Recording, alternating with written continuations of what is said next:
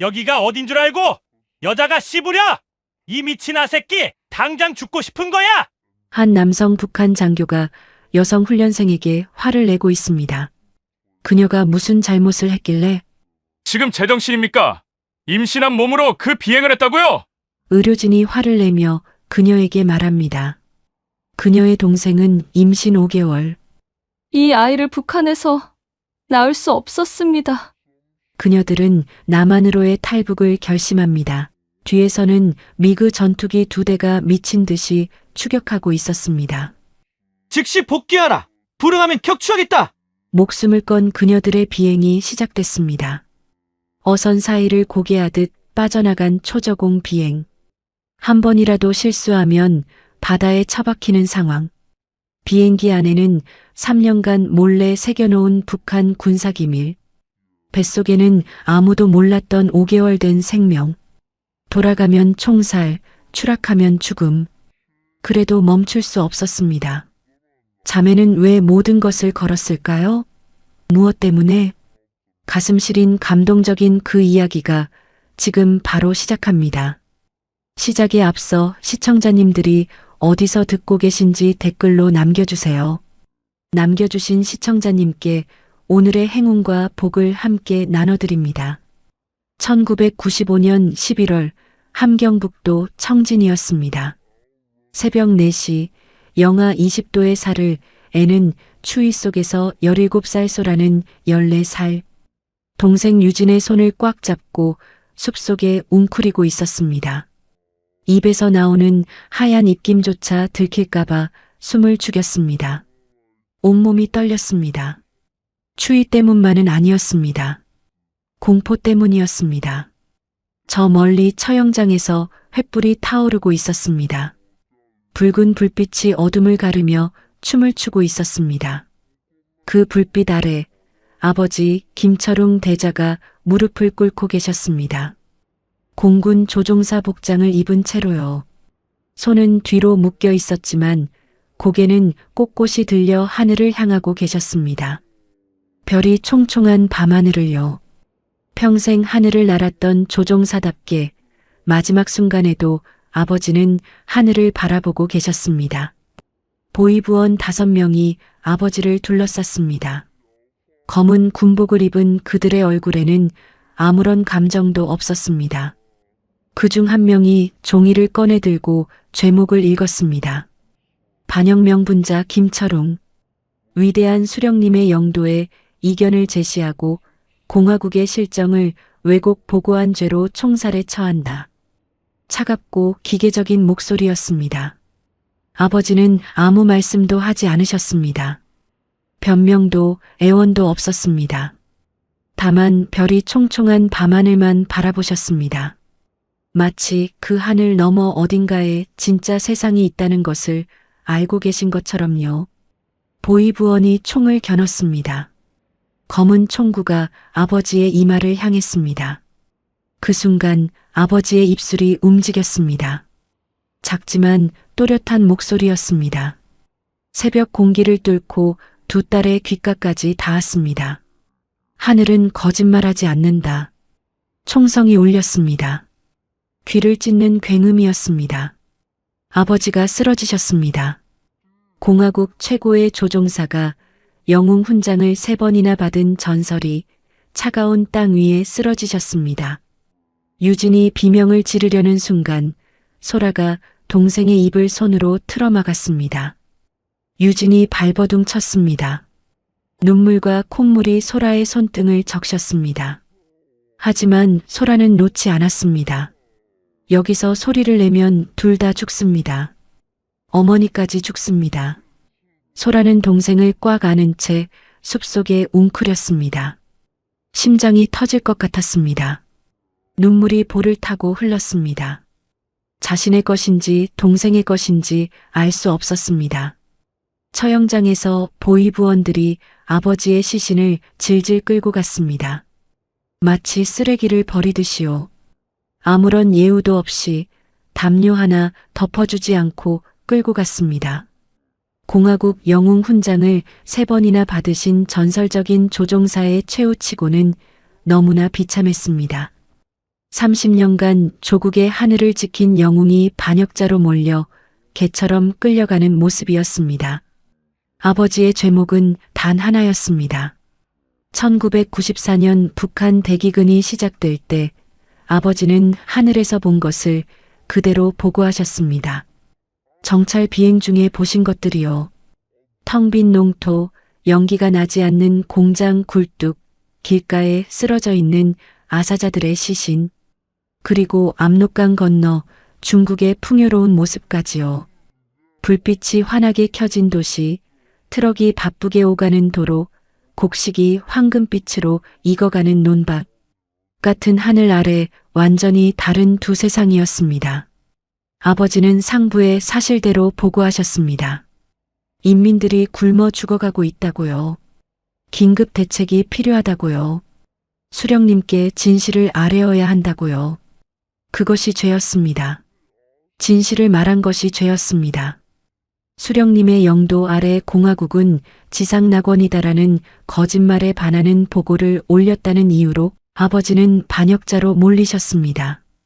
동이 트기 시작할 무렵 두 자매는 처형장 근처로 조심스럽게 다가갔습니다. 보위부원들이 완전히 사라진 것을 확인한 후였습니다. 아버지가 쓰러지셨던 자리에 핏자국만 남아 있었습니다. 검붉은 피가 얼어붙은 땅 위에 얼룩져 있었습니다. 시신은 이미 어딘가로 옮겨진 후였습니다. 아마 공동묘지 어딘가에 이름도 없이 묻히셨을 겁니다.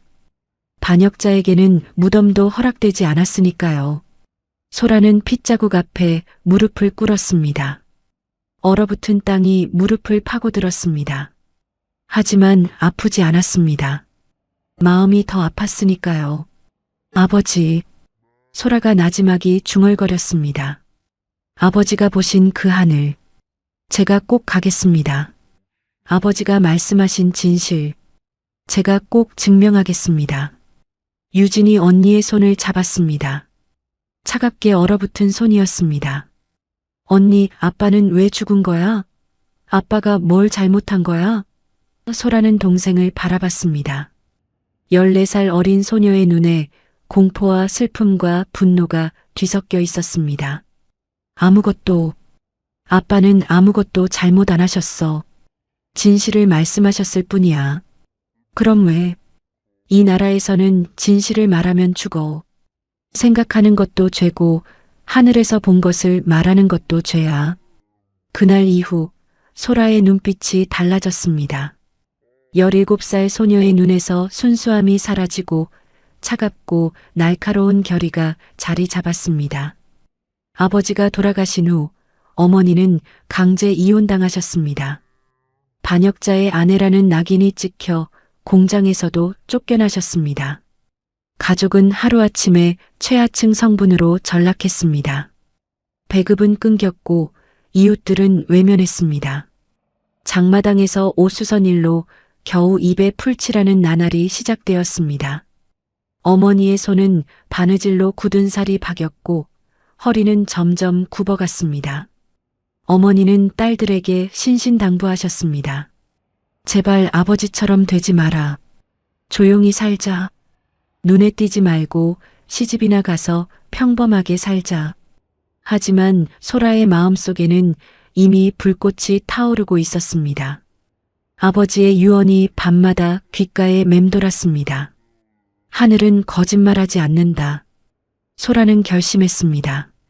아버지가 날던 그 하늘에 올라가겠다고요. 아버지가 보신 진실을 직접 눈으로 확인하겠다고요. 그리고 언젠가 이 거짓말 가득한 나라를 벗어나겠다고요. 동생과 함께요. 그것이 아버지를 죽인 이 체제에 대한 복수이자 아버지의 명예를 되찾는 유일한 길이라고 믿었습니다. 그날 밤 소라는 아버지의 군번줄을 가슴에 품고 잠들었습니다. 김철웅이라는 이름이 새겨진 작은 금속 조각이었습니다. 처형 전에 어머니가 몰래 받아두신 것이었습니다. 유진도 언니 옆에 누워 같은 하늘을 바라봤습니다. 창문 너머로 별들이 빛나고 있었습니다. 아버지가 마지막으로 바라보신 그 별들이요. 두 자매는 말없이 손을 잡았습니다.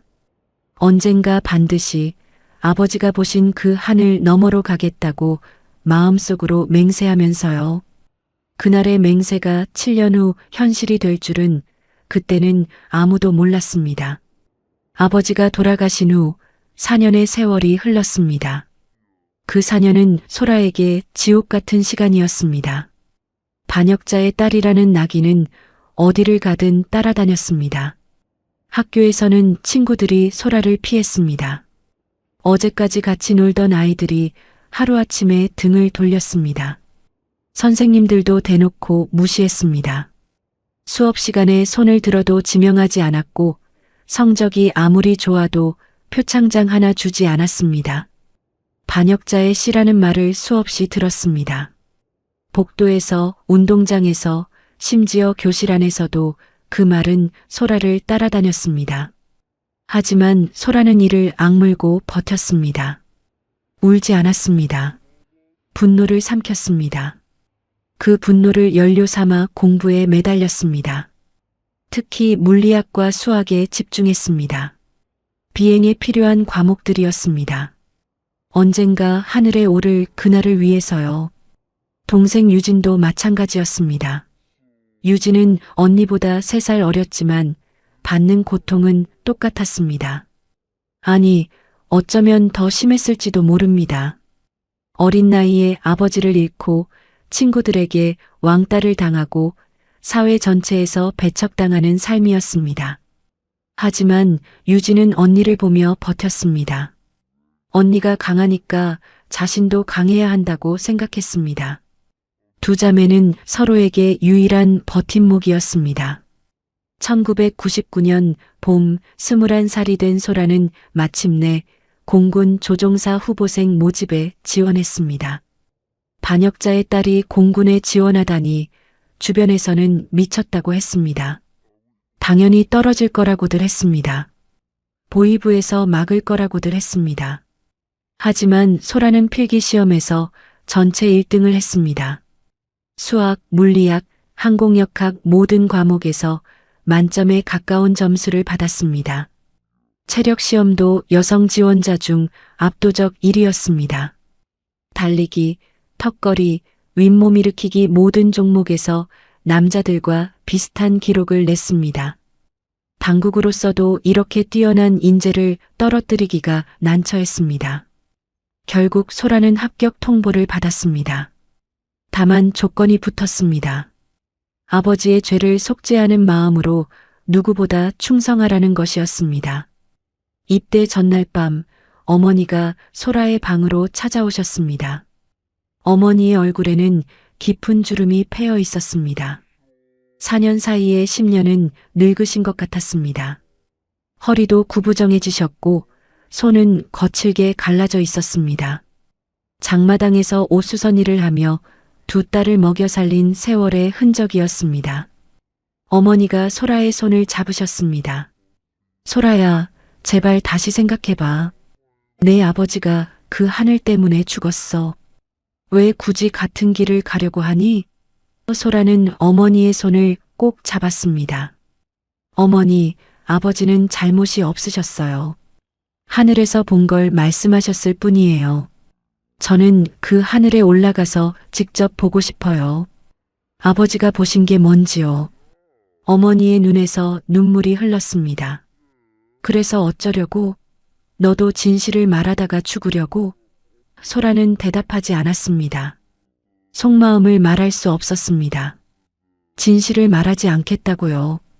대신 진실을 향해 날아가겠다고요. 이 나라를 벗어나겠다고요. 동생과 함께요. 18살이 된 유진이 방문 앞에 서 있었습니다. 언니와 어머니의 대화를 듣고 있었던 것입니다. 언니, 꼭 돌아와. 나 혼자 두지 마. 유진의 눈에도 눈물이 글썽였습니다. 소라가 동생에게 다가가 꼭 안았습니다. 걱정 마. 언니가 먼저 길 닦을게. 준비되면 너도 올 수 있어. 우리 같이 하늘 날자. 아버지처럼. 유진이 고개를 끄덕였습니다. 그날 밤 두 자매는 손을 잡고 별을 바라봤습니다. 언젠가 함께 저 하늘을 날겠다고 다시 한번 다짐하면서요. 의주 비행훈련소에 도착한 첫날, 소라는 현실의 벽을 마주했습니다. 120명의 후보생 중 여자는 단 3명 뿐이었습니다. 그것도 나머지 2명은 고위 간부의 딸들이었습니다. 반역자의 딸은 소라 하나뿐이었습니다. 후보생들이 도열한 훈련장에 수석 교관 최상무가 나타났습니다. 45살의 베테랑 조종사였습니다. 냉혹하기로 악명 높은 인물이었습니다. 최 교관이 후보생들 앞을 천천히 걸으며 한 명 한 명 얼굴을 살폈습니다. 그러다 소라 앞에서 멈췄습니다. 김소라. 최 교관이 이름을 불렀습니다. 예, 교관 동지. 소라가 차렷 자세로 대답했습니다. 내가 그 김철웅의 딸이지? 훈련장이 술렁였습니다. 모두가 소라를 쳐다봤습니다. 반역자의 딸. 그 단어가 공기 중에 떠다녔습니다. 예, 교관 동지. 저는 김철웅 대좌의 딸입니다. 소라는 눈빛 하나 흔들리지 않고 대답했습니다. 최 교관의 눈이 가늘어졌습니다. 반역자의 딸이 감히 공군에 아버지 대신 충성이라도 바치려는 건가? 주변 남자 후보생들이 킥킥거렸습니다. 누군가 작은 소리로 반역자 씨라고 중얼거렸습니다. 아버지는 반역자가 아닙니다. 소라가 또렷하게 말했습니다. 순간 훈련장 전체가 얼어붙었습니다. 숨소리조차 들리지 않았습니다. 최 교관의 얼굴이 일그러졌습니다. 뭐라고? 지금 내가 뭐라고 했어? 아버지는 조종사로서 하늘에서 본 것을 보고하셨을 뿐입니다. 그것이 죄라면 저도 같은 죄를 지을 각오가 되어 있습니다. 최 교관이 성큼성큼 다가와 소라의 멱살을 잡았습니다. 인연이 정신이 나갔군. 당장 보입으로 끌려가고 싶어? 내 아비처럼 총살당하고 싶어? 소라는 눈을 피하지 않았습니다. 최 교관의 눈을 똑바로 쳐다봤습니다. 저를 끌고 가셔도 됩니다. 하지만 그 전에 제가 아버지만큼 비행할 수 있는지 지켜봐 주십시오. 최 교관은 한참을 소라를 노려보았습니다. 손에 힘이 들어가 멱살이 더 조여졌습니다. 하지만 소라는 표정 하나 바꾸지 않았습니다. 결국 최 교관이 먼저 멱살을 놓았습니다. 좋아. 어디 한번 해봐라. 여자 주제에 얼마나 버티나 보자. 한 달이면 충분하겠어. 그날부터 소라의 지옥 같은 훈련이 시작되었습니다. 최 교관은 소라에게 다른 후보생들의 2배에 달하는 훈련량을 부여했습니다. 새벽 4시 기상 영하의 날씨에 맨몸 구보 10km, 아침 식사 후 곧바로 비행 이론 수업, 점심시간도 없이 체력 훈련, 저녁에는 비행 시뮬레이션, 자정이 넘어서야 취침이 허락되었습니다. 남자들도 쓰러지는 강도였습니다. 다른 여자 후보생 2명은 한 달을 버티지 못하고 훈련소를 떠났습니다. 아버지가 고위 간부여도 소용없었습니다. 하지만 소라는 버텼습니다. 이를 악물고 피를 토하며 버텨냈습니다. 무릎이 까져 피가 나도 일어났습니다. 팔이 떨려 젓가락을 들 수 없어도 다음 날 훈련에 나갔습니다. 쓰러지면 다시 일어났습니다. 아버지의 유언만 되뇌었습니다. 하늘은 거짓말하지 않는다. 6개월 후 소라는 전체 후보생 중 3위의 성적을 기록했습니다. 여자로서는 압도적인 1위였습니다. 동료들은 소라에게 별명을 붙였습니다. 얼음공주. 감정을 드러내지 않고 냉철하게 비행하는 그녀의 모습을 보고 붙인 이름이었습니다. 하지만 아무도 몰랐습니다. 그 차가운 눈빛 뒤에 타오르는 불꽃이 있다는 것을요. 동생을 데려와 함께 하늘을 날겠다는 꿈이 숨어 있다는 것을요. 2001년 4월 소라가 훈련소에 입소한 지 2년이 지났습니다. 이제 소라는 훈련소에서 가장 뛰어난 조종사 후보생으로 인정받고 있었습니다. 얼음 공주라는 별명은 존경의 의미로 바뀌어 있었습니다. 하지만 소라의 마음은 늘 고향에 가 있었습니다. 어머니와 동생 유진이 걱정되었습니다. 특히 유진이요. 동생도 이제 21살이 되었습니다. 편지로만 안부를 주고받는 나날이 계속되고 있었습니다. 그러던 어느 날 신입 후보생들이 훈련소에 도착했습니다. 소라는 선배로서 신입들을 맞이하러 나갔습니다. 그런데 신입 후보생들 사이에서 낯익은 얼굴이 보였습니다. 심장이 멎는 것 같았습니다. 유진이었습니다. 동생이 공군 조종사 후보생으로 입대한 것이었습니다. 소라는 믿을 수가 없었습니다. 유진의 눈이 소라를 발견했습니다. 동생의 얼굴에 환한 미소가 번졌습니다.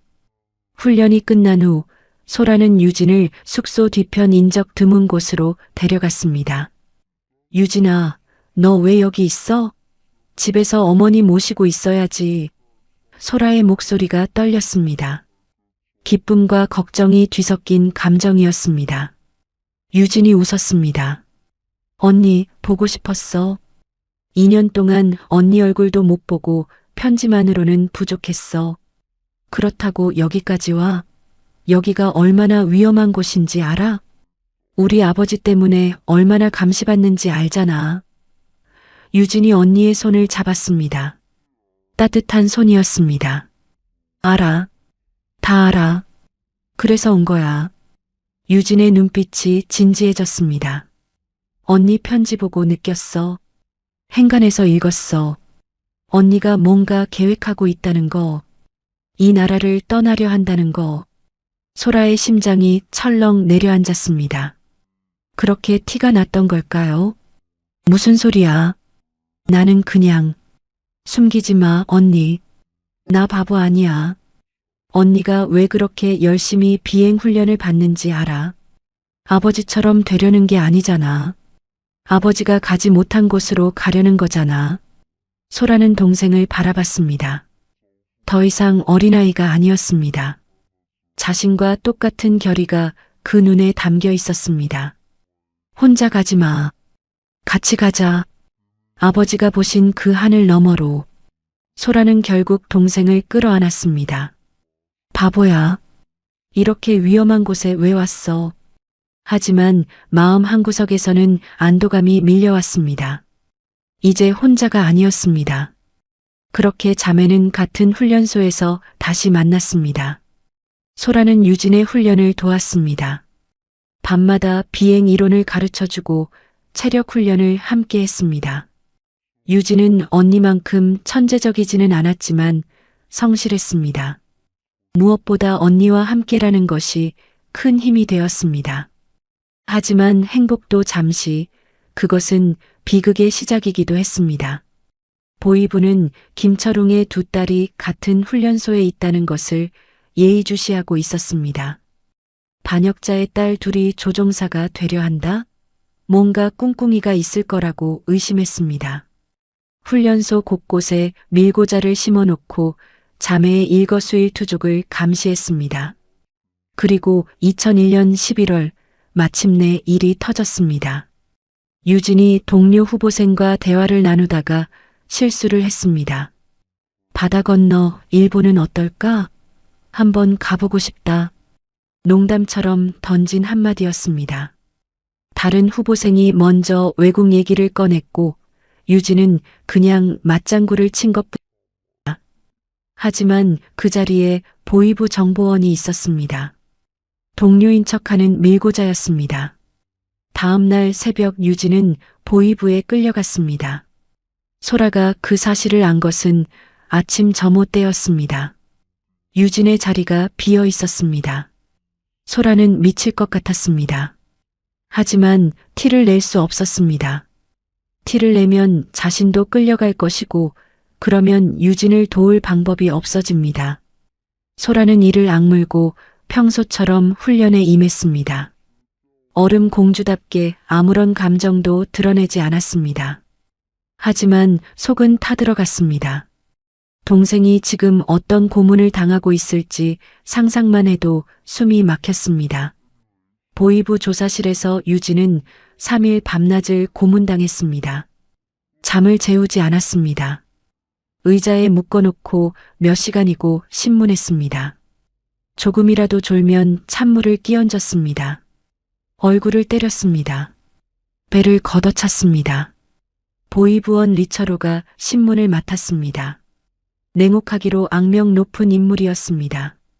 리처로가 유진의 턱을 잡아 들어 올리며 으르렁거렸습니다. 김유진, 내년이 일본에 가고 싶다고? 적국에 동경심을 품은 거야? 탈출하려는 거지? 유진은 고개를 저었습니다. 입술이 터져 피가 흘렀습니다. 아닙니다. 그냥 농담이었습니다. 정말로 그런 생각 없습니다. 리처로가 유진의 뺨을 후려쳤습니다. 따끔 하는 소리와 함께 유진의 고개가 옆으로 꺾였습니다. 거짓말. 너희 집안은 원래 반역자 집안이야. 내 아버지가 어떻게 죽었는지 알지? 반역자의 피는 못 속여. 리처로는 유진을 몇 번이고 때렸습니다. 눈밑이 퉁퉁 부어올랐습니다. 갈비뼈가 금이 갔습니다. 하지만 진짜 목표는 따로 있었습니다. 내 언니 김소라. 그년이 뭘 계획하고 있는지 말해. 유진의 심장이 멎는 것 같았습니다. 언니를 노리고 있었던 겁니다. 언니는 아무것도 안 했어요. 그냥 열심히 훈련받고 있을 뿐이에요. 거짓말 마. 내 언니 훈련 성적이 전체 1등이야. 여자가 왜 그렇게 열심히 하겠어? 탈출하려고 비행기 조종 배우는 거잖아. 리처로가 유진의 머리채를 잡아 뒤로 젖혔습니다. 말해. 내 언니가 뭘 계획하고 있어? 탈출 루트는? 공범은 누구야? 유진은 이를 악물었습니다. 피가 날 정도로 입술을 깨물었습니다. 말할 수 없었습니다. 언니를 팔 수 없었습니다. 모릅니다. 정말 모릅니다. 언니는 아무 계획도 없어요. 리처로가 비웃었습니다. 그래. 그럼 약을 먹여볼까? 자백제 말이야. 그거 먹으면 내가 알아서 다 불게 돼. 유진의 온몸이 떨렸습니다. 자백제. 그걸 먹으면 정말 모든 걸 말해버릴지도 몰랐습니다. 언니의 계획을, 언니의 꿈을, 모든 것을요. 하지만 유진은 버텼습니다. 3일 밤낮을 버텼습니다. 맞아도 잠을 못 자도 협박을 당해도 입을 열지 않았습니다. 결국 보이부도 증거 불충분으로 유진을 풀어줄 수밖에 없었습니다. 확실한 증거 없이 조종사 후보생을 처형하기는 어려웠습니다. 3일 만에 풀려난 유진을 소라가 부축해 숙소로 데려왔습니다. 유진의 얼굴은 멍투성이었습니다. 한쪽 눈은 퉁퉁 부어 제대로 뜨지도 못했습니다. 유진아. 소라의 손이 떨렸습니다. 유진이 희미하게 눈을 떴습니다. 언니. 나. 안 말했어. 언니 이름. 한 번도 안 말했어. 소라의 눈에서 눈물이 쏟아졌습니다. 미안해. 다 내 잘못이야. 유진이 언니의 옷깃을 잡았습니다. 언니, 이제 진짜 가자. 여기서 더 이상 못 버티겠어. 다음엔 내가 버틸 수 있을지 모르겠어. 소라는 동생을 끌어안으며 결심했습니다. 더 이상 미룰 수 없었습니다. 탈출. 이 지옥 같은 나라에서 벗어나야 했습니다. 동생과 함께요. 무슨 일이 있어도요. 유진이 보이부에서 풀려난 후 소라는 본격적으로 탈출 계획을 세우기 시작했습니다. 더 이상 미룰 수 없었습니다. 다음에 유진이 또 끌려가면 진짜로 끝입니다. 자백제를 맞으면 모든 게 드러납니다. 그 전에 이 나라를 떠나야 했습니다. 소라는 낮에는 모범 후보생으로 행동하고 밤에는 치밀하게 계획을 세웠습니다. 침대에 누워 천장을 바라보며 머릿속으로 시뮬레이션을 돌렸습니다. 어떻게 하면 성공할 수 있을까? 어떤 루트로 가야 할까? 변수는 무엇이 있을까? 비행 훈련을 받으면서 은밀히 정보를 수집했습니다. 레이더 배치 위치, 방공망 사각지대, 비행장 좌표, 연료 보급 시스템. 비행할 때마다 창밖을 주시하며 지형을 외웠습니다. 해안선의 굴곡, 산의 높이, 강의 위치, 모든 것을 머릿속에 새겼습니다. 아버지에게 물려받은 뛰어난 기억력이 큰 도움이 되었습니다. 아버지도 이렇게 하늘에서 본 것들을 기억하셨겠지요. 그리고 그 진실을 보고하셨다가 돌아가셨습니다. 소라는 같은 진실을 보았지만 보고하지 않았습니다. 대신 그 정보를 탈출에 사용할 생각이었습니다. 문제는 어떻게 탈출하느냐였습니다. 육로는 불가능했습니다. 압록강과 두만강 일대는 철조망과 지뢰밭으로 둘러싸여 있었습니다. 수백 미터마다 초소가 있었고 야간에는 탐조등이 강변을 훑쳤습니다. 국경 경비대는 탈북자를 발견하면 즉시 사살할 권한이 있었습니다. 탈북 브로커를 통해 중국으로 넘어가는 방법도 있었지만 위험했습니다. 중국에서 잡히면 북송되어 수용소에 갇히거나 처형당합니다. 무엇보다 유진의 몸 상태가 좋지 않았습니다. 보이부 고문 후유증으로 두통과 어지럼증에 시달렸습니다. 장거리 도보 탈출은 무리였습니다. 남은 방법은 하나였습니다. 비행기로 날아가는 것이었습니다. 조종사 후보생이라는 신분을 이용하는 거였습니다.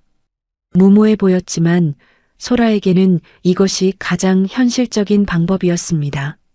직선거리로 날아가면 빠릅니다. 저공 비행으로 레이더를 피하면 추격을 따돌릴 수도 있습니다. 훈련기 YAK-18은 2인승이었습니다.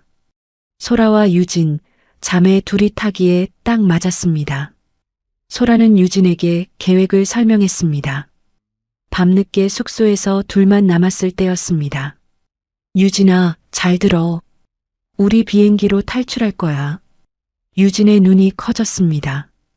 비행기로? 어떻게? 훈련 비행 허가를 받아서 이륙해. 그리고 서해 쪽으로 방향을 틀어서 남쪽으로 가는 거야. NLL만 넘으면 한국이야. 유진이 잠시 생각에 잠겼습니다. 추격기는? 레이더는? 저고도로 날면 레이더를 피할 수 있어. 해발 100m 이하로 날면 레이더에 안 잡혀. 추격기가 떠도 어선들 사이로 숨으면 함부로 못 쏴. 민간인 오발 위험 때문에. 유진이 고개를 끄덕였습니다. 언니의 눈빛에서 확신이 느껴졌습니다. 언니 믿어. 같이 가자. 다음 문제는 연료였습니다. 훈련기는 탈출 방지를 위해 연료를 절반만 채워줬습니다. 가득 채우면 국경을 넘을 수 있기 때문입니다. 하지만 절반으로는 남한까지 갈 수 없었습니다. 누군가의 도움이 필요했습니다. 소라는 정비병 박상철을 떠올렸습니다. 22살의 젊은 정비병이었습니다. 3년 전 소라가 입소했을 때부터 알고 지낸 사이였습니다. 상철은 다른 사람들과 달랐습니다. 소라를 반역자의 딸이라고 무시하지 않았습니다. 오히려 존경한다고 했습니다. 이렇게 어려운 환경에서도 포기하지 않는 모습이 대단하다고요. 소라는 상철에게 조심스럽게 접근했습니다. 경납고에서 둘만 있을 때였습니다. 상철아, 너 여기서 평생 살고 싶어? 상철이 소라를 바라봤습니다. 눈빛이 흔들렸습니다. 누나, 갑자기 무슨 말이야? 솔직하게 말해. 여기서 나가고 싶은 생각 없어? 상철이 한참을 망설이다가 대답했습니다. 있어. 당연히 있지. 누가 이런 데서 평생 살고 싶겠어. 매일 굶주리고 감시받고 거짓말에 속아 사는 거. 지긋지긋해. 소라는 상철의 눈을 똑바로 바라봤습니다. 나 탈출할 거야.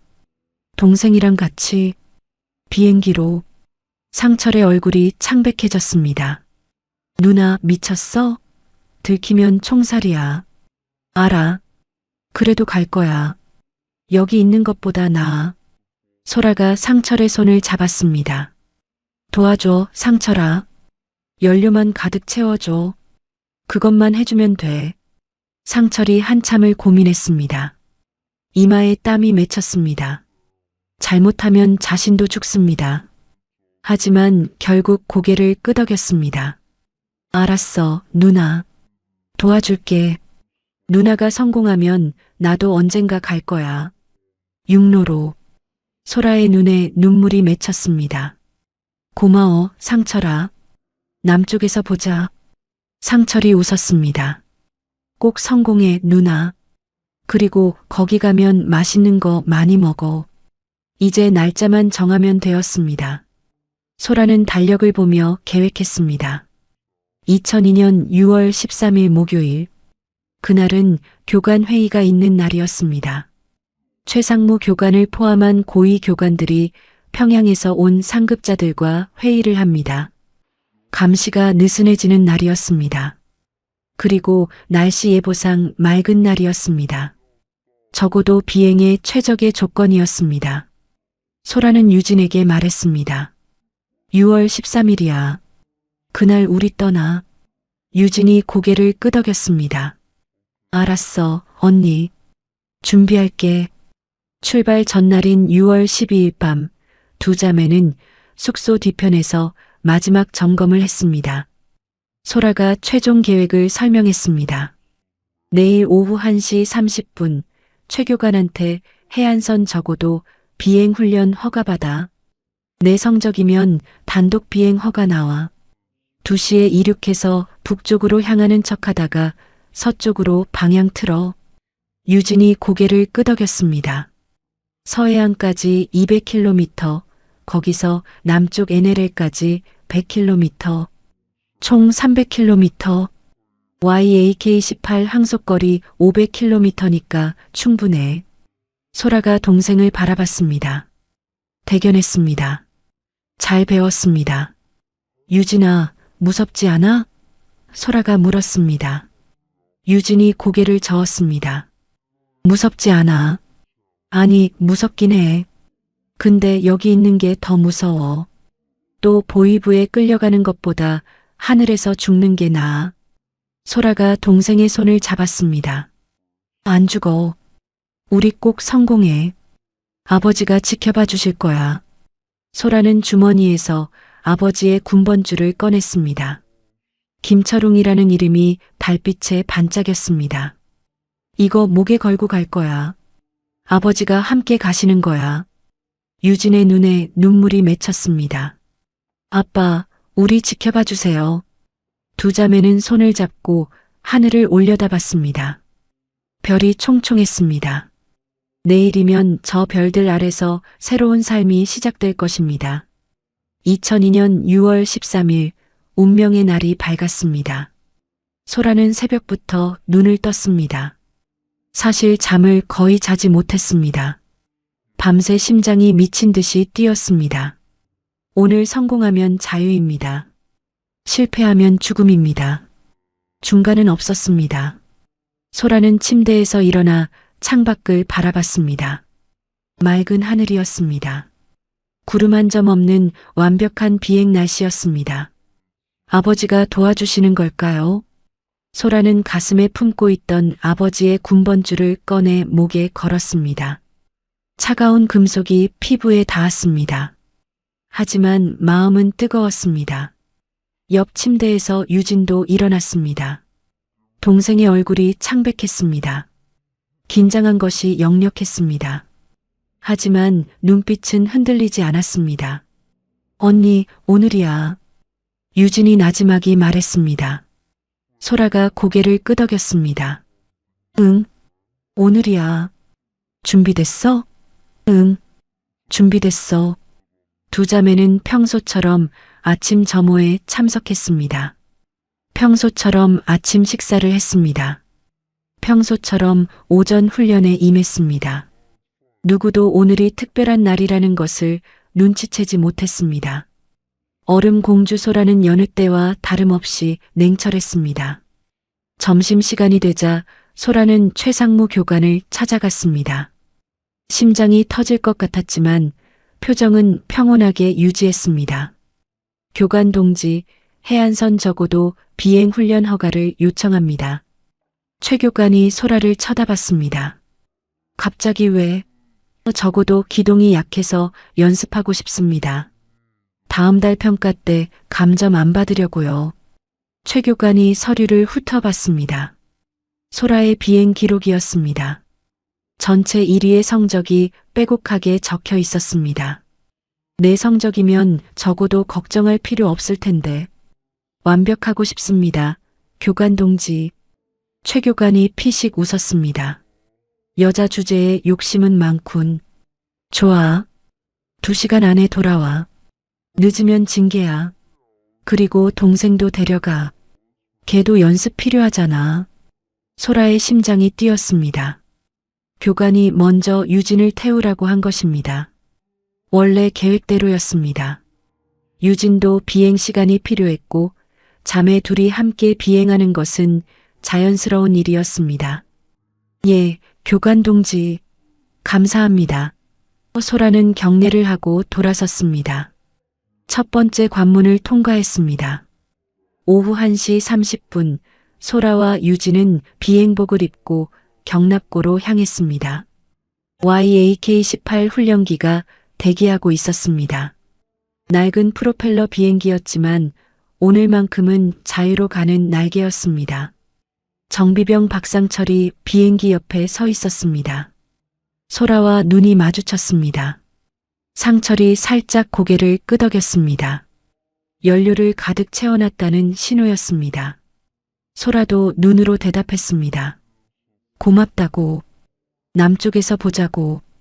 누나들 조심해요. 상철이 작은 목소리로 속삭였습니다. 눈에 눈물이 맺혀 있었습니다. 꼭 성공해요.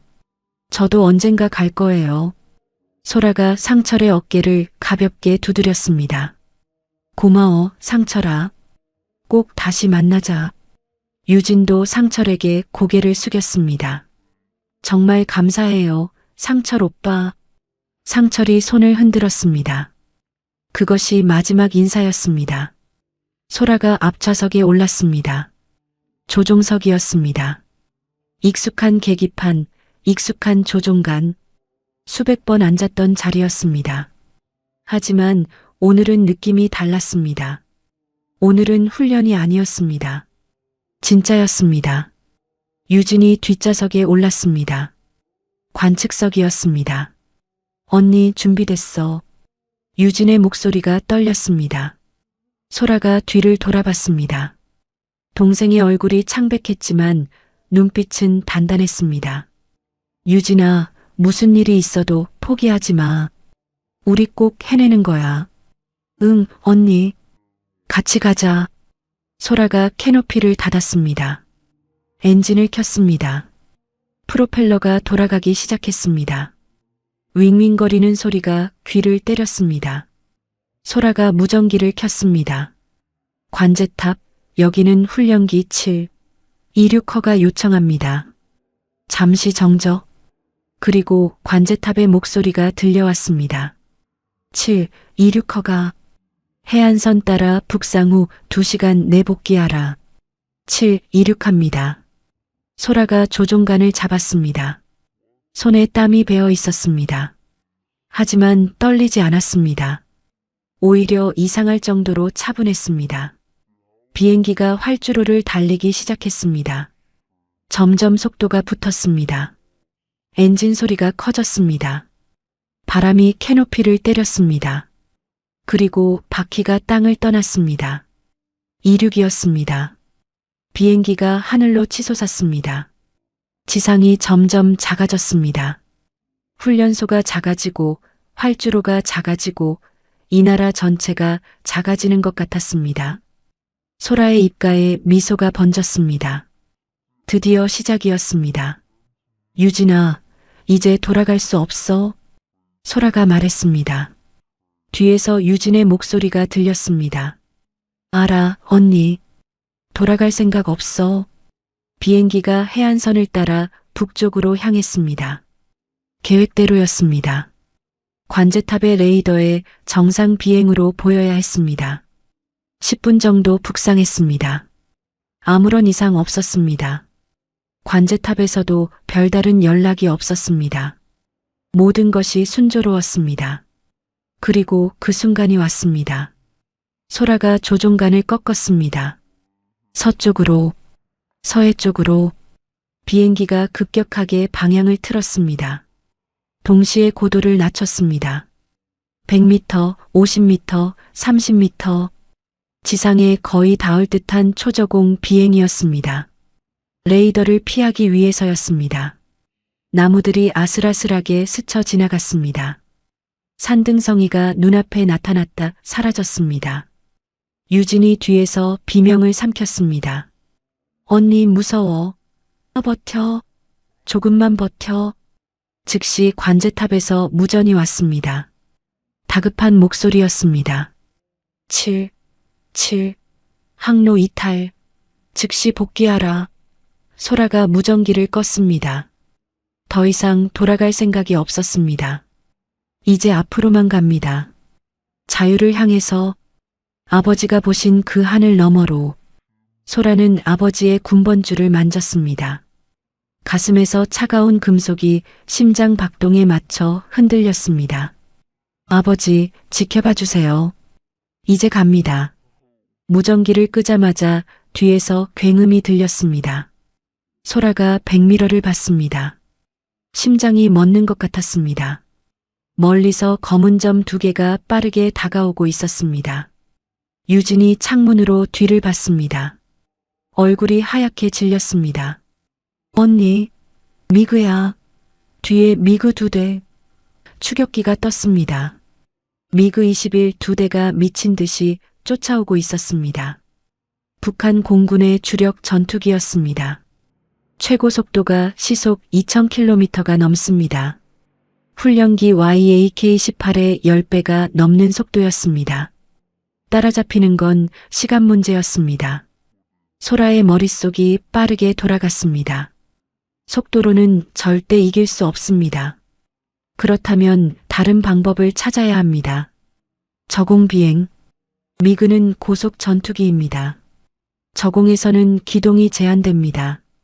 속도를 줄이지 않으면 땅에 부딪힙니다. 반면 훈련기는 저속에서도 기동이 자유롭습니다. 소라는 조종간을 더 밀었습니다. 고도를 더 낮췄습니다. 20m, 10m, 거의 땅에 닿을 듯한 높이였습니다. 나무 꼭대기가 손에 잡힐 것 같았습니다. 뒤에서 무전 소리가 들렸습니다. 미그 조종사의 목소리였습니다.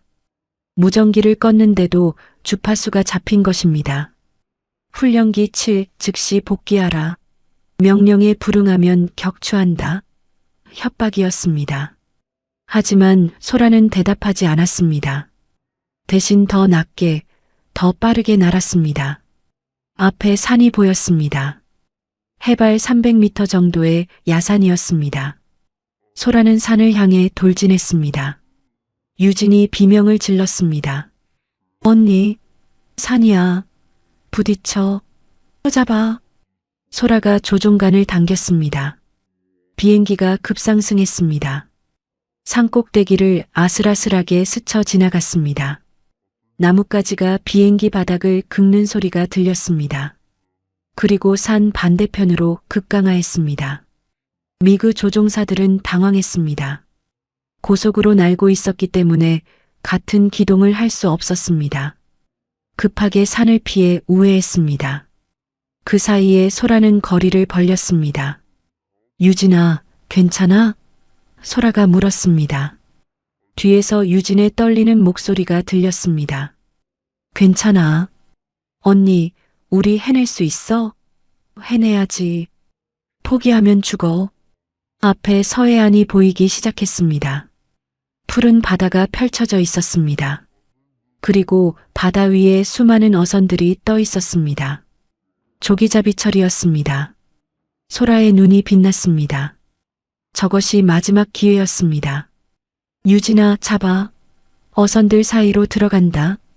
소라가 소리쳤습니다. 비행기가 바다 위로 나갔습니다. 그리고 어선들 사이로 파고들었습니다. 거의 수면에 닿을 듯한 높이였습니다. 5m, 3m. 파도가 손에 잡힐 것 같았습니다. 어선 위의 어부들이 깜짝 놀라 올려다봤습니다. 어떤 어부는 넘어지기도 했습니다. 비행기가 어선 돛대 사이를 고개하듯 지나갔습니다. 왼쪽, 오른쪽, 다시 왼쪽. 소라의 손이 미친 듯이 조종간을 움직였습니다. 뒤에서 미그 조종사의 다급한 무전이 들렸습니다. 망할. 민간 어선 너무 많아. 사격 불가. 반복한다. 사격 불가. 북한 관제탑의 목소리가 끼어들었습니다. 뭘 기다려. 격추해.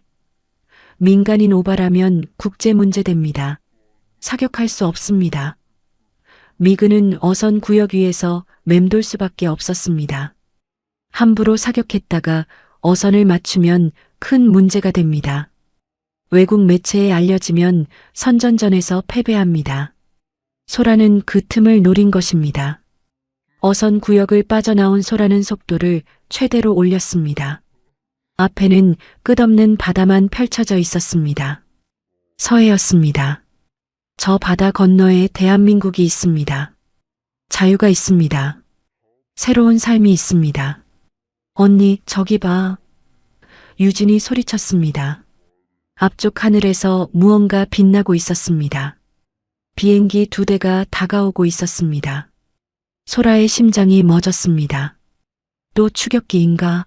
하지만 가까이 오자 마크가 보였습니다. 북한 마크가 아니었습니다. 대한민국 공군 마크였습니다. 태극 마크가 빛나고 있었습니다. F-15K 2대였습니다. 한국 공군의 주력 전투기였습니다. NL 근처를 초계 비행하다가 소라의 비행기를 발견한 것입니다. F-15K가 소라의 비행기 양옆으로 다가왔습니다. 마치 호위하듯이요. 그리고 미그를 향해 무전을 쳤습니다. 여기는 대한민국 공군. 귀국 영공에 접근 중이다. 즉시 이탈하라. 반복한다. 즉시 이탈하라. 미그 조종사가 당황한 듯 멈칫했습니다. NLL을 넘어서 추격했다가는 교전이 벌어질 수 있습니다. 국제 분쟁이 됩니다. 결국 미그 2대가 방향을 틀었습니다. 북쪽으로 돌아가기 시작했습니다. 소라의 눈에서 눈물이 쏟아졌습니다. 살았습니다. 우리가 살았습니다. 유진도 뒤에서 울고 있었습니다. 언니, 우리 해냈어? 진짜 해낸 거야? 응, 유진아. 해냈어. 우리 해냈어. F-15K 조종사가 무전을 보내왔습니다. 따뜻한 목소리였습니다.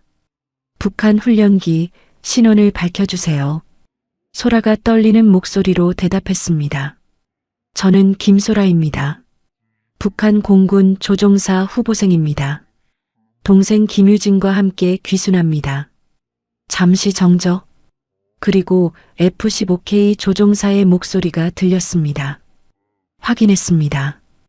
인천공항으로 유도하겠습니다. 호위 비행하겠습니다. 그리고 덧붙였습니다. 따뜻하고 진심 어린 목소리였습니다.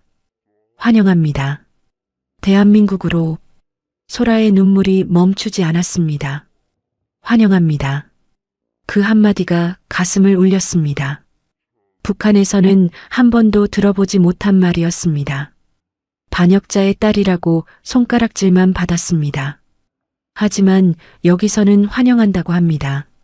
소라는 아버지의 군번줄을 만졌습니다. 아버지, 보이세요? 저희 해냈어요. 아버지가 보신 그 하늘 너머로 왔어요. F-15K 2대가 양옆에서 호위하며 남쪽으로 향했습니다. 앞에 대한민국이 펼쳐져 있었습니다. 자유의 나라가 두 자매를 기다리고 있었습니다. 2002년 6월 13일 오후 3시 47분 인천국제공항 활주로였습니다. 소라가 조종하는 YAK-18 훈련기가 천천히 하강하고 있었습니다. F-15K 2대가 양옆에서 호위하고 있었습니다. 마치 귀한 손님을 모시듯이요. 활주로 주변에는 소방차, 구급차, 군 병력이 대기하고 있었습니다. 비상 상황에 대비한 것이었습니다. 북한 비행기가 날아온다는 것은 전례 없는 일이었으니까요. 활주로 위에서 수십 명의 사람들이 올려다보고 있었습니다. 관제탑에서 무전이 왔습니다. 친절하고 차분한 목소리였습니다. 7활주로 33일 착륙 허가. 천천히 들어오세요. 바람은 북서풍 5노트입니다. 환영합니다. 소라의 눈에 또 눈물이 맺혔습니다. 환영합니다. 그 말이 이렇게 따뜻하게 들릴 줄 몰랐습니다. 북한에서는 늘 명령과 질책뿐이었습니다. 하지만 여기서는 환영한다고 합니다. 천천히 들어오라고 합니다. 소라의 손이 조종간을 잡았습니다. 손에 땀이 배어 있었습니다. 여기까지 왔는데 착륙에서 실수하면 안 됩니다. 수백 번 연습한 착륙이었지만 오늘만큼 긴장된 적은 없었습니다. 비행기가 점점 고도를 낮췄습니다. 활주로가 가까워졌습니다. 회색 아스팔트가 눈앞에 펼쳐졌습니다. 소라는 숨을 깊이 들이쉬었습니다. 그리고 조종간을 살짝 당겼습니다. 기술을 들어 올렸습니다. 완벽한 착륙 자세였습니다. 쿵! 바퀴가 땅에 닿았습니다. 충격이 온몸에 전해졌습니다. 착륙이었습니다. 대한민국 땅에 착륙한 것이었습니다. 비행기가 활주로를 달렸습니다. 엔진 역추진으로 속도를 줄였습니다. 점점 느려졌습니다. 그리고 완전히 멈췄습니다. 엔진 소리가 꺼졌습니다. 프로펠러가 멈췄습니다. 정적이 흘렀습니다. 소라는 한참을 움직이지 못했습니다. 믿기지 않았습니다. 정말 해낸 걸까요? 정말 자유의 땅에 온 걸까요? 뒤에서 유진의 목소리가 들렸습니다. 떨리는 목소리였습니다. 언니, 우리 해냈어? 소라가 고개를 돌렸습니다. 유진의 얼굴에 눈물이 흐르고 있었습니다. 웃음과 울음이 뒤섞인 표정이었습니다. 응, 유진아. 해냈어. 우리 해냈어. 소라도 울고 있었습니다. 눈물이 멈추지 않았습니다. 7년간의 고통, 아버지를 잃은 슬픔, 훈련소에서의 학대, 보위부 고문, 목숨을 건 탈출. 그 모든 것이 끝났습니다. 드디어 자유였습니다. 소라가 캐노피를 열었습니다. 바깥 공기가 밀려 들어왔습니다. 따뜻했습니다. 6월의 햇살이 눈부셨습니다. 북한의 하늘과 같은 하늘인데 어쩐지 더 밝아 보였습니다. 같은 태양인데 더 따뜻하게 느껴졌습니다. 소라가 먼저 비행기에서 내렸습니다. 다리에 힘이 풀려 비틀거렸습니다.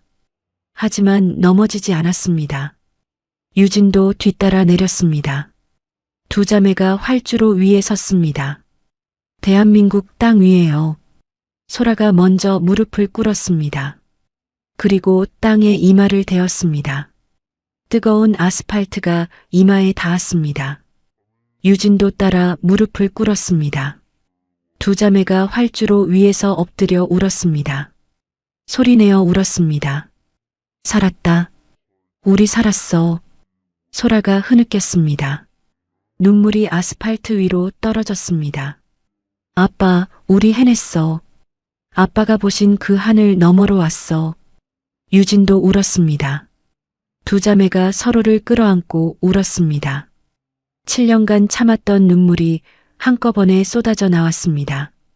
주변에서 박수 소리가 들렸습니다. 군인들과 공항 관계자들이 박수를 치고 있었습니다. 누군가 담요를 가져와 두 자매의 어깨에 걸쳐 주었습니다. 괜찮으세요? 다친 데 없으세요? 다정한 목소리였습니다. 소라는 고개를 들었습니다. 대한민국 군인이 걱정스러운 얼굴로 자신을 바라보고 있었습니다. 적을 대하듯 총을 겨누는 것이 아니라 걱정하며 다가와 주는 것이었습니다. 괜찮습니다. 감사합니다. 소라가 더듬거리며 대답했습니다. 두 자매는 공항 VIP실로 안내되었습니다. 따뜻한 음료와 음식이 제공되었습니다. 떨리는 손으로 컵을 들었습니다. 따뜻한 코코아였습니다. 이렇게 달콤한 것을 마셔본 게 언제였을까요? 북한에서는 설탕조차 귀했습니다. 의료진이 와서 건강 상태를 확인했습니다. 유진의 갈비뼈 부상도 체크했습니다. 크게 다친 데는 없으시네요. 다행입니다. 의료진이 미소 지었습니다. 잠시 후 국정원 직원들이 들어왔습니다. 김 과장이라고 자신을 소개한 40대 남성이 대표로 말했습니다. 김소라 씨, 김유진 씨, 무사히 도착하신 것을 축하드립니다. 대한민국 정부를 대표해서 환영합니다. 소라가 고개를 숙였습니다. 감사합니다. 받아주셔서 감사합니다. 그때 다른 직원이 급하게 들어왔습니다. 얼굴이 상기되어 있었습니다. 과장님, 이것 좀 보셔야 합니다. 비행기에서 발견된 겁니다. 직원이 사진 몇 장을 테이블 위에 올려놓았습니다. 비행기 동체 안쪽 사진이었습니다. 페인트 밑에 빼곡하게 무언가가 새겨져 있었습니다. 김 과장의 눈이 커졌습니다. 이게 뭡니까? 소라가 담담하게 대답했습니다. 북한 공군 배치도입니다. 레이더 위치, 방공망 지도, 비행장 좌표. 제가 3년간 훈련받으면서 수집한 정보입니다. 방안이 술렁였습니다. 김 과장이 다시 사진을 들여다봤습니다. 3년간 이걸 수집하신 겁니까? 네. 아버지가 하늘에서 보신 진실을 전하고 싶었습니다. 아버지는 진실을 말씀하셨다가 돌아가셨습니다. 저는 그 진실을 직접 가져왔습니다. 김 과장이 천천히 고개를 숙였습니다. 김소라 씨, 김유진 씨, 두 분은 오늘 역사를 쓰셨습니다. 기자회견이 열리기 전 의료진이 다시 들어왔습니다. 정밀 검진 결과를 가져온 것이었습니다. 의료진의 표정이 묘했습니다. 놀라움과 걱정이 뒤섞인 얼굴이었습니다. 김유진 씨, 잠깐 말씀드릴 게 있습니다. 유진이 긴장한 표정으로 의료진을 바라봤습니다. 소라도 옆에서 동생의 손을 잡았습니다. 뭔가 문제가 있나요? 소라가 물었습니다. 의료진이 잠시 망설이다가 입을 열었습니다. 김유진 씨, 임신 중이십니다. 시간이 멈춘 것 같았습니다. 소라가 동생을 바라봤습니다. 유진의 얼굴이 창백해졌습니다. 하지만 놀란 표정은 아니었습니다. 오히려 들킨 아이처럼 고개를 숙였습니다. 유진아, 너. 소라의 목소리가 떨렸습니다. 유진이 천천히 고개를 끄덕였습니다. 알고 있었어, 언니. 임신 5개월이야. 소라는 믿을 수가 없었습니다. 동생이 임신한 줄도 몰랐습니다. 그 상태로 비행을 했습니다. 추격전에서 급기동을 했습니다. 목숨을 건 탈출을 했습니다. 왜 말 안 했어? 임신한 몸으로 비행하면 얼마나 위험한지 알잖아. 소라의 눈에서 눈물이 흘렀습니다. 화가 나는 것인지 걱정되는 것인지 안도하는 것인지 알 수 없었습니다. 모든 감정이 뒤섞여 있었습니다. 유진이 언니의 손을 잡았습니다. 말하면 언니가 놔두고 갔을 거잖아. 위험하다고 혼자 가려고 했을 거잖아. 소라는 할 말을 잃었습니다. 유진의 말이 맞았습니다. 임신 사실을 알았다면 분명히 유진을 두고 갔을 겁니다. 나중에 안전하게 데려오겠다고 했을 겁니다. 이 아이를 북한에서 낳을 수 없었어. 유진이 말을 이었습니다. 목소리가 떨렸습니다. 이 아이 아버지는 작년에 탄광사고로 죽었어.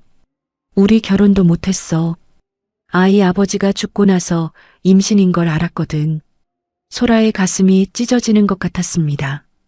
동생에게 이런 사연이 있었다니요. 혼자서 얼마나 힘들었을까요? 북한에서 미혼모로 아이 키울 수 없어. 아이한테 반동분자 자식이라는 낙인 찍히는 거 못 봐. 우리 아버지처럼, 우리처럼 평생 손가락질 당하며 살게 할 수 없었어. 유진의 눈에서 눈물이 흘렀습니다. 그래서 더 가야 했어. 이 아이를 자유로운 나라에서 낳고 싶었어. 배불리 먹고 마음껏 꿈꾸고 손가락질 안 받고 살게 해주고 싶었어. 소라는 동생을 끌어안았습니다. 한참을 말없이 안고 있었습니다. 바보야. 진짜 바보야. 소라가 울먹였습니다. 임신한 몸으로 그 위험한 비행을. 아이한테 무슨 일 생기면 어쩌려고. 유진이 언니의 등을 토닥였습니다. 괜찮아, 언니. 아이도 나도 괜찮아. 우리 아이 용감해. 엄마랑 이모 닮아서. 의료진이 조심스럽게 끼어들었습니다. 아이 상태 확인했습니다. 건강합니다. 문제 없습니다. 소라가 안도의 한숨을 쉬었습니다. 정말요? 정말 괜찮은 거예요? 네, 아이도 건강하고 산모도 특별한 이상 없습니다. 정말 다행입니다. 그날 저녁 기자회견이 열렸습니다. 수백 명의 기자들이 몰려들었습니다. 플래시 세례가 쏟아졌습니다. 전국에 생중계되었습니다. 소라와 유진이 단상 위에 나란히 앉았습니다. 유진의 배는 아직 많이 나오지 않아 겉으로는 티가 나지 않았습니다. 소라가 먼저 마이크를 잡았습니다. 손이 떨렸지만 목소리는 또렷했습니다.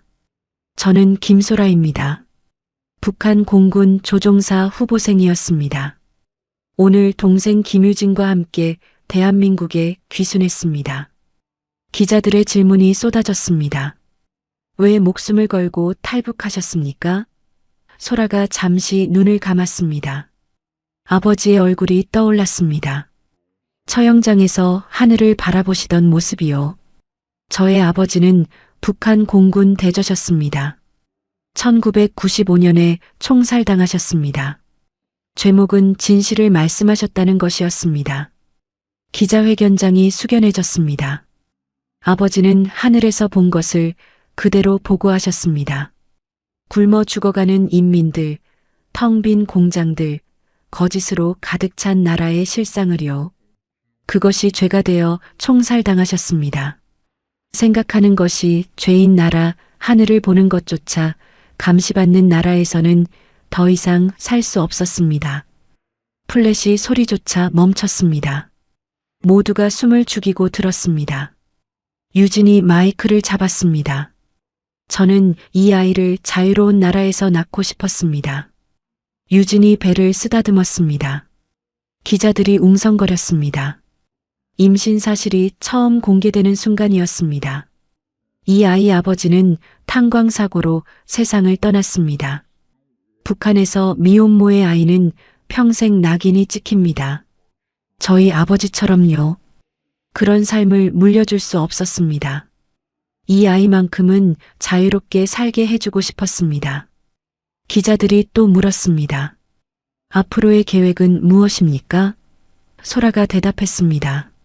아버지의 명예를 되찾고 싶습니다. 아버지는 반역자가 아닙니다. 진실을 말씀하신 용기 있는 분이셨습니다. 그리고 동생의 아이가 태어나면 자유로운 이 나라에서 함께 행복하게 살고 싶습니다. 아버지가 보여주고 싶으셨던 세상에서요. 유진이 언니의 손을 잡았습니다. 두 자매가 손을 맞잡고 카메라를 바라봤습니다. 플래시가 터졌습니다.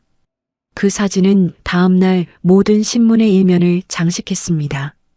자유를 향해 날아온 두 자매와 그 뱃속에서 자라고 있는 새 생명의 이야기가 전국을 감동시켰습니다. 기자회견 이후 소라와 유진의 이야기는 전국을 감동시켰습니다. 방송마다 두 자매의 소식을 전했습니다.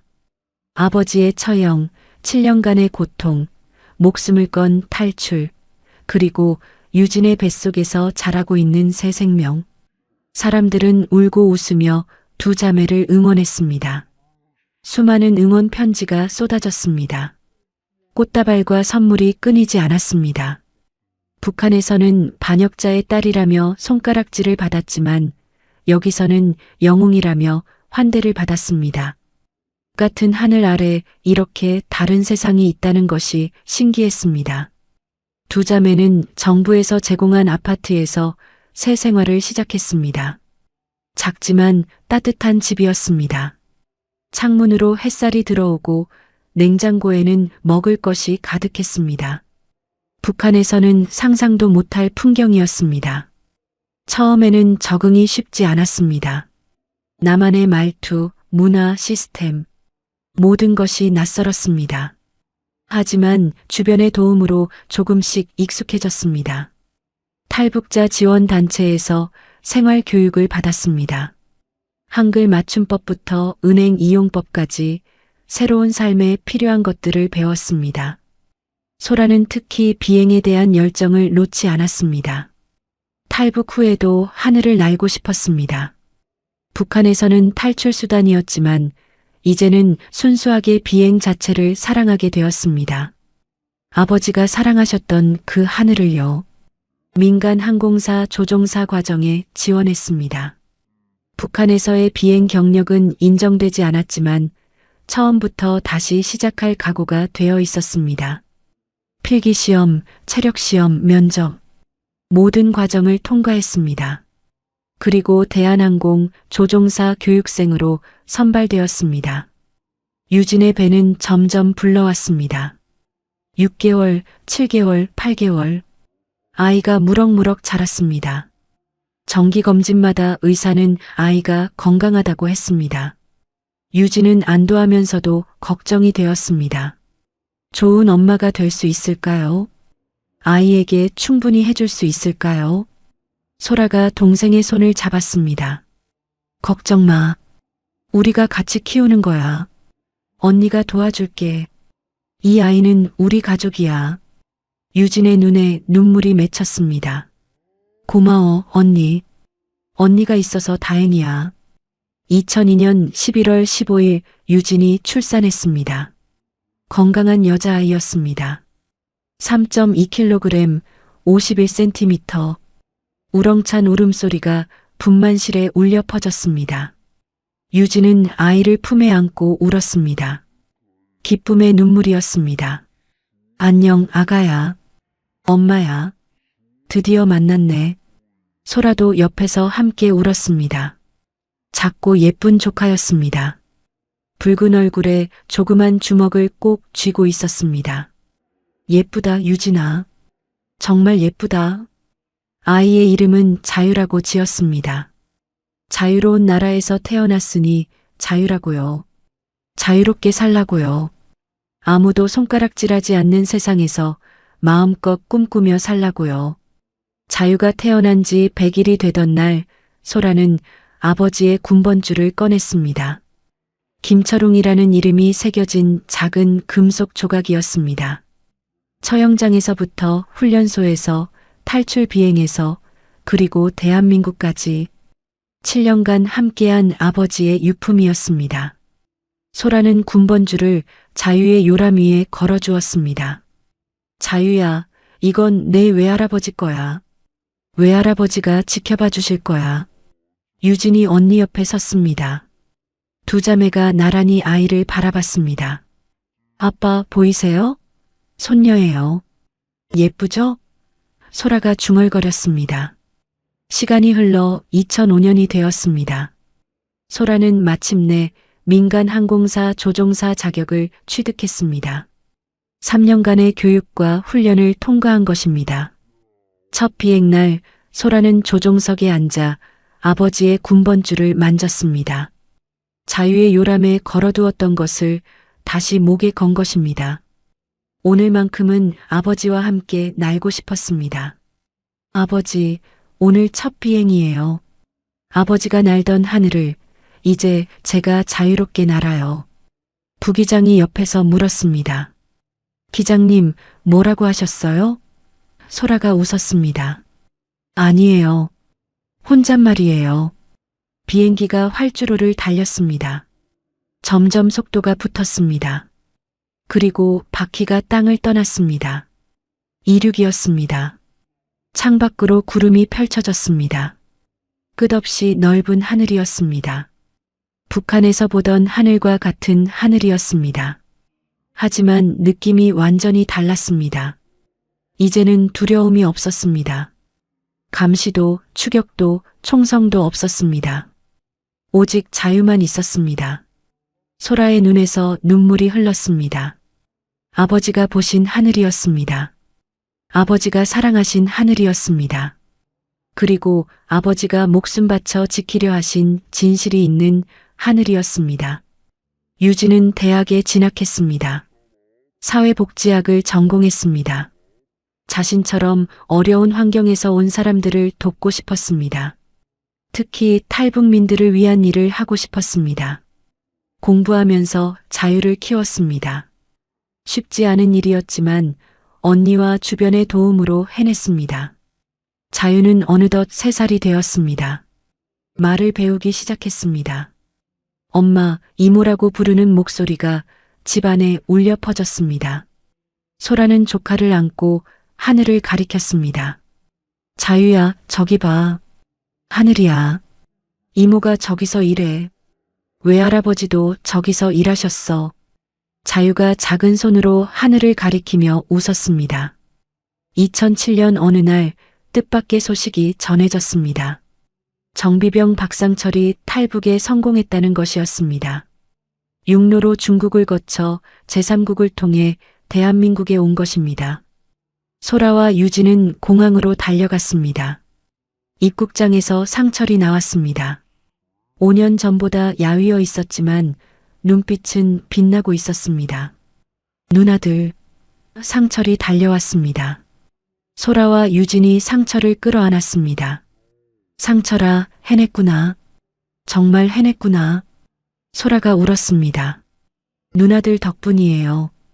누나들이 성공하는 거 보고 용기 냈어요. 상철도 울었습니다. 3사람이 공항에서 한참을 울었습니다. 자유도 엄마 품에 안겨 어리둥절한 표정으로 바라봤습니다. 그해 가을, 소라와 유진은 한강공원에서 피크닉을 했습니다. 상철도 함께였습니다. 자유는 5살이 되어 뛰어다니며 놀았습니다. 하늘에는 비행기가 지나갔습니다. 소라가 그 비행기를 바라봤습니다. 저 하늘을 자신이 날고 있다는 것이 아직도 꿈만 같았습니다. 유진이 언니 옆에 앉았습니다. 언니, 우리 정말 해냈지? 응, 해냈어. 아빠가 보셨으면 좋았을 텐데. 소라가 하늘을 올려다봤습니다. 맑고 푸른 하늘이었습니다. 아빠는 보고 계셔. 저 하늘에서. 소라는 주머니에서 아버지의 군번줄을 꺼냈습니다. 7년간 간직해온 유품이었습니다. 김철웅이라는 이름이 햇빛에 반짝였습니다. 아버지가 말씀하셨죠. 하늘은 거짓말하지 않는다고. 맞아요. 하늘은 거짓말하지 않았어요. 하늘에서 보면 진실이 보였어요. 굶주리는 인민들, 거짓으로 가득 찬 체제, 그리고 자유로운 세상. 다 보였어요. 유진이 언니의 손을 잡았습니다. 자유가 뛰어와 엄마와 이모 사이에 껴들었습니다. 상철이 웃으며 바라봤습니다. 그리고 그 진실을 향해 날아갔더니 자유가 있었어요. 아버지가 보여주고 싶으셨던 세상이 있었어요. 이제 우리는 자유롭게 살고 있어요. 아버지가 꿈꾸셨던 대로요. 소라가 군번줄을 가슴에 품었습니다. 바람이 불어왔습니다. 따뜻한 바람이었습니다. 마치 아버지가 쓰다듬어 주시는 것 같았습니다. 하늘에서 비행기가 또 지나갔습니다. 자유가 손을 흔들었습니다. 비행기다. 이모 비행기다. 소라가 웃었습니다. 그래, 자유야. 언젠가 너도 저 하늘을 날 수 있어. 원하는 건 뭐든 할 수 있어. 여기는 자유의 나라니까. 아버지가 말씀하셨습니다. 하늘은 거짓말하지 않는다고요. 그 말은 진실이었습니다. 하늘은 진실을 보여주었고 그 진실을 향해 날아간 2자매는 자유를 찾았습니다. 그리고 그 자유의 땅에서 새로운 생명이 태어났습니다. 자유라는 이름의 아이가요. 이제 그들의 이야기는 끝이 아닌 새로운 시작이었습니다. 자유로운 하늘 아래서 영원히요. 안녕하세요. 인생 어울림입니다. 이번 영상 즐겁게 시청하셨는지요? 끝까지 시청해 주셔서 감사드리며 더 재밌는 영상으로 곧 다시 찾아뵙겠습니다. 감사합니다. 인생 어울림 드림